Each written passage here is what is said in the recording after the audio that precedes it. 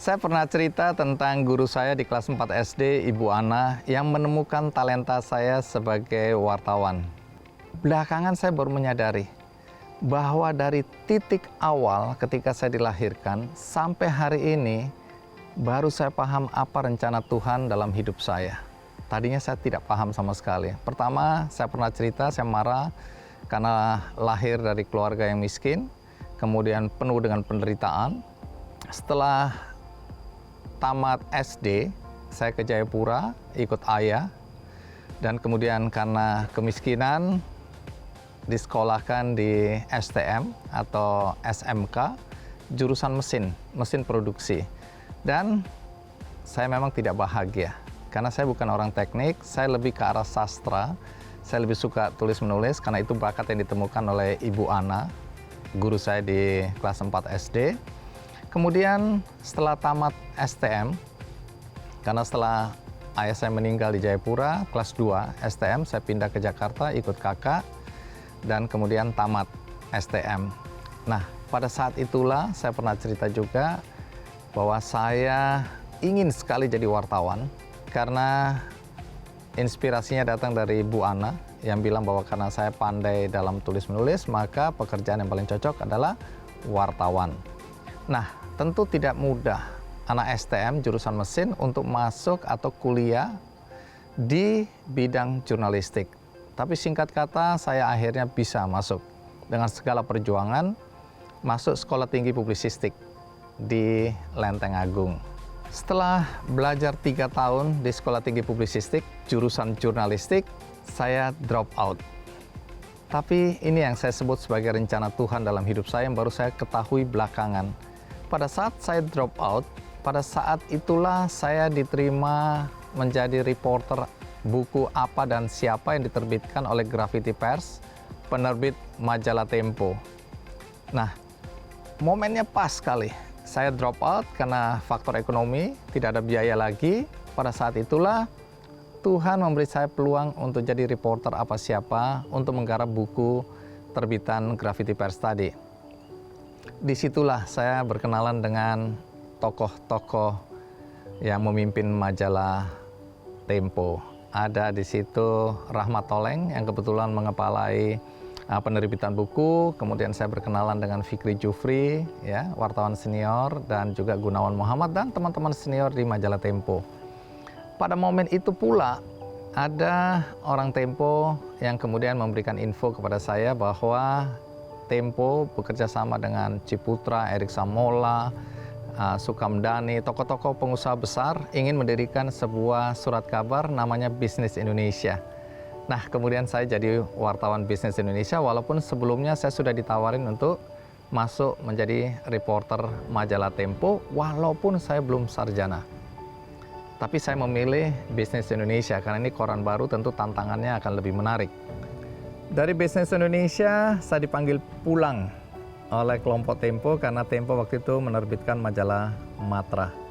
Dan saya jadi wartawan majalah Matra, tapi kemudian saya diajak bergabung dengan Media Indonesia. Dan kemudian di grup Media Indonesia lahirlah Metro TV dan saya memimpin sebagai pemimpin redaksi pertama.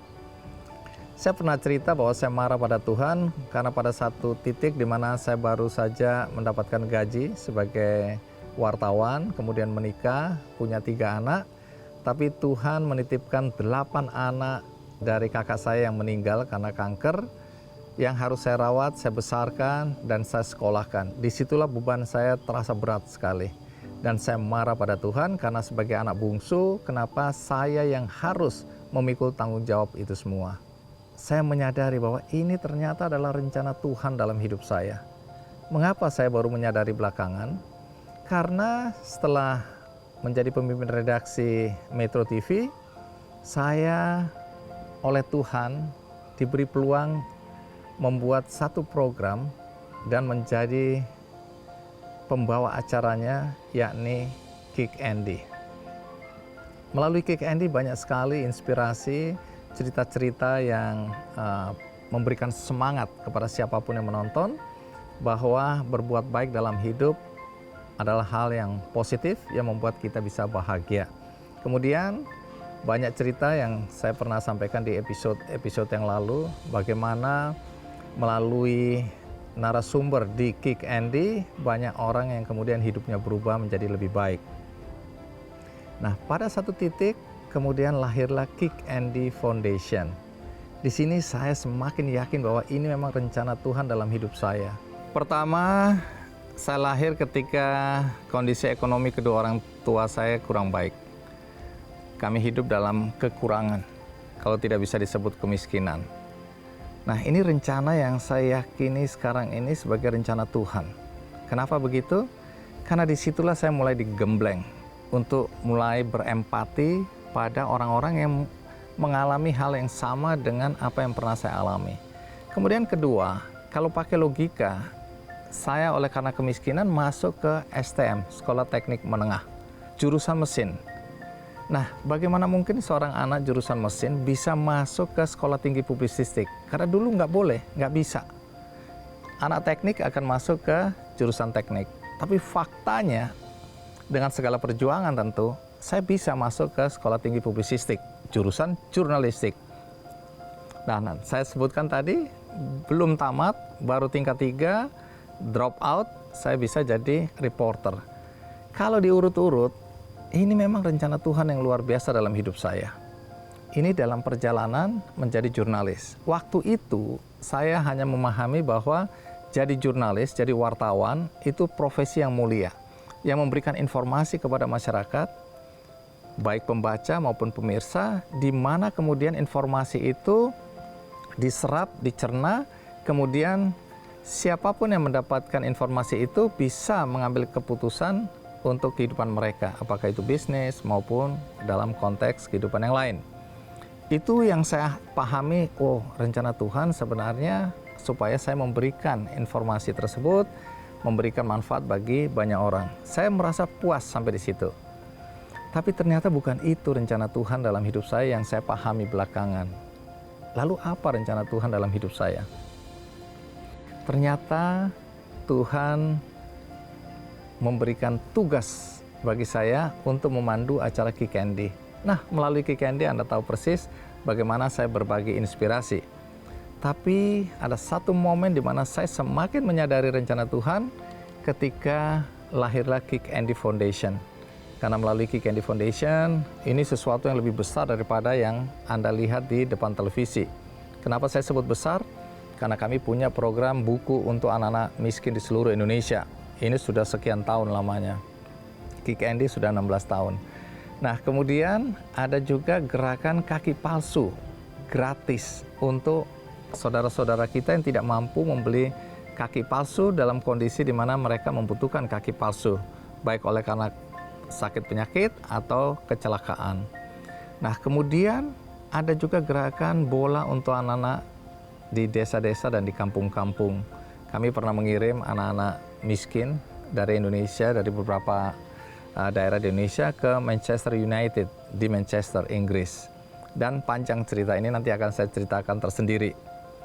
Kemudian kami punya kegiatan operasi katarak, operasi bibir sumbing, ya, dan juga gerakan berbagi kacamata untuk anak-anak miskin di berbagai daerah. Karena banyak sekali anak-anak pandai yang karena dia tidak bisa membaca karena matanya minus, sehingga prestasinya menurun. Padahal dia adalah anak yang pandai. Nah, dengan bantuan kacamata, maka mereka bisa belajar dengan lebih baik. Kemudian, kesadaran saya semakin tinggi ketika saya dan istri membentuk atau mendirikan Yayasan Rama-Rama. Kami punya PAUD di daerah Kampung Dadap, ya. Ini sudah hampir 12 tahun. Dan keyakinan saya atas rencana Tuhan dalam hidup saya ini semakin kuat ketika akhirnya lahir benihbaik.com. Karena waktu di Kick Andy Foundation, saya menyebut Kick Andy Foundation sebagai jembatan kebaikan yang mempertemukan orang-orang yang membutuhkan bantuan, saudara-saudara kita, dengan saudara-saudara kita yang punya hati untuk berbagi. Nah, kami adalah jembatannya. Dengan perkembangan teknologi yang semakin tinggi, maka saya memanfaatkan teknologi digital ini untuk melahirkan benihbaik.com. Ini adalah sebuah platform crowdfunding yang berbasis teknologi digital. Nah, ini jembatan kebaikannya semakin memudahkan orang untuk mengaksesnya. Kenapa begitu? Karena sekarang dengan segala macam dompet digital bisa membantu saudara-saudara kita. Dan saudara-saudara kita yang membutuhkan uluran tangan tidak perlu lagi mencari Andinoya atau teman-teman di Key Candy Foundation. Mereka bisa memanfaatkan fasilitas platform benihbaik.com. Nah, dari urutan cerita inilah saya meyakini bahwa di dalam kehidupan kita selalu ada rencana Tuhan atas diri kita. Cuma sekali lagi kita sering tidak tahu apa rencana Tuhan dalam hidup kita. Saya beruntung. Pada satu momen dalam kehidupan saya, kemudian saya coba flashback, kalau dulu saya marah pada Tuhan, sekarang saya bilang, Tuhan terima kasih, karena aku dilahirkan pada saat keluargaku, orang tuaku miskin, sehingga dengan demikian aku punya hati untuk berbagi, aku punya rasa empati, karena aku pernah berada di situ. Kemudian Tuhan terima kasih, karena ketika saya harus menampung 8 anak dari kakak-kakak saya, ditambah dengan 3 anak saya, 11 anak dengan kondisi keuangan yang belum mapan, tapi disitulah Tuhan sudah mengajarkan saya untuk berbagi. Nah, hari ini kalau ada yang bertanya, Andinoya, emang kamu udah kaya raya? Sehingga aku lihat sering sekali kamu baik menggunakan uangmu sendiri atau dengan upaya kamu menggalang dana untuk membantu saudara-saudara kita yang membutuhkan uluran tangan. Saya bilang, saya melakukannya karena saya menemukan kebahagiaan. Dan saya tahu bahwa ini rencana Tuhan dalam hidup saya sebagai jembatan kebaikan. Jembatan kebaikan itu rela diinjak-injak. Kadang-kadang sakit, kadang-kadang ego saya ini harus saya tekan ketika saya menggalang dana. Karena orang bisa salah melihat bahwa Andinoya kok sekarang suka minta-minta. Jadi mudah-mudahan cerita ini juga membuat Anda bertanya-tanya, apa rencana Tuhan dalam hidupku? Dengan menemukan apa rencana Tuhan dalam hidup, kita bisa berempati, bisa melakukan hal-hal yang baik dalam hidup kita, karena kita tahu apa rencana Tuhan dalam hidup kita.